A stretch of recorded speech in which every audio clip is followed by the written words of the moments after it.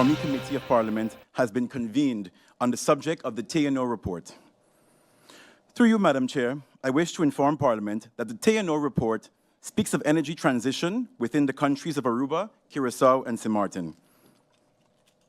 Within government, energy policy, and by extension, energy transition, falls under the Ministry of TEAT.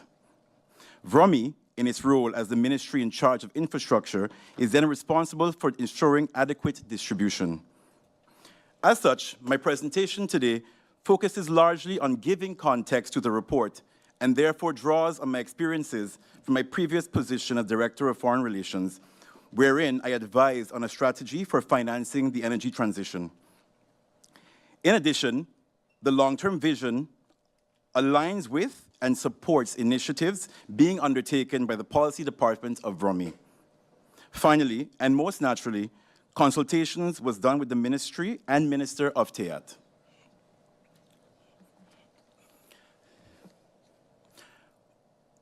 What is TNO?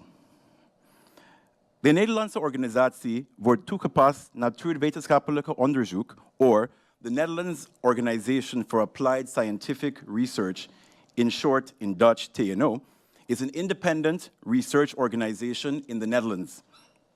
Established in 1932, TNO conducts contract research, offers specialist consulting services, and grants licenses for patents and specialized software. TNO works in 6 key areas: construction, energy, healthcare, industry, logistics, and maritime and offshore. Why were they contracted? TNO was contracted by the Dutch Ministry of Economic Affairs and Climate, EZK, to assess the feasibility of energy transition in the Caribbean countries of the Kingdom, i.e., Aruba, Curaçao, and St. Martin. This research was commissioned to build upon the agreement called the Kingdom of the Netherlands Climate Agenda, Pathway Towards Climate Resilient and Sustainable Islands, signed by the Minister of EZK and the Prime Ministers of the 3 countries in 2024. The reasoning behind signing this document is the belief that aligning the priorities of the islands, the climate agenda could enhance the cooperation in the kingdom concerning climate change and sustainable energy. The aim of this cooperation is to accelerate the transition to resilient and sustainable futures for the 6 islands, considering their limited capacities and resources necessary to face climate change.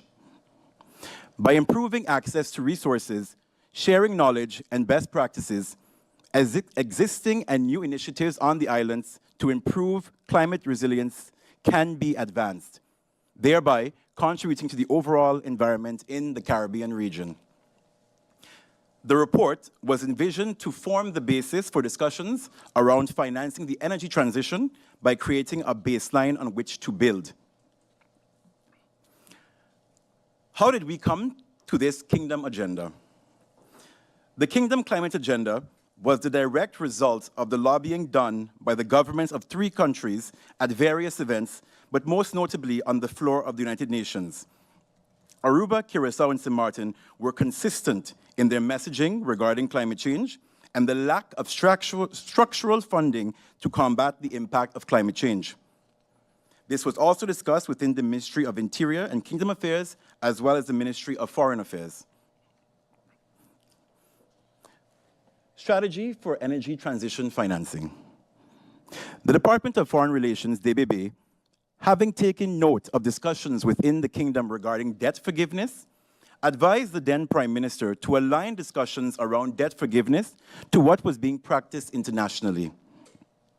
Globally, independent developing countries are being offered concessionary financing, so in short, low interest rates or more beneficial mechanisms, based on factors such as their vulnerability, i.e. size, economy, and exposure to natural disasters.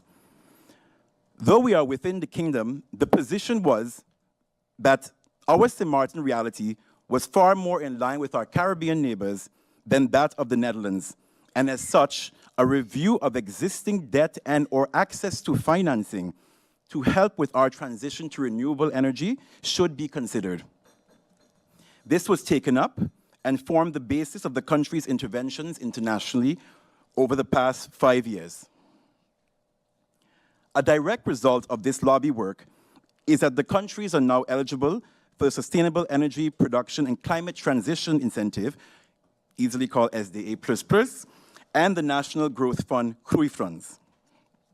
SDA++ provides subsidies to companies and non-profit organizations that generate large-scale renewable energy or reduce CO2 emissions, while the National Growth Fund is a monetary allocation of the Dutch government for project investments in two fields which have the highest potential for structural and durable economic growth.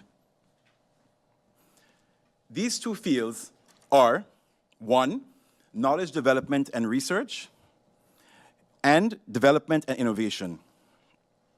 Within government of St. Maarten, an Energy and Climate Committee was created comprising of civil servants from Ministry AZ, TEAT, and VROMI.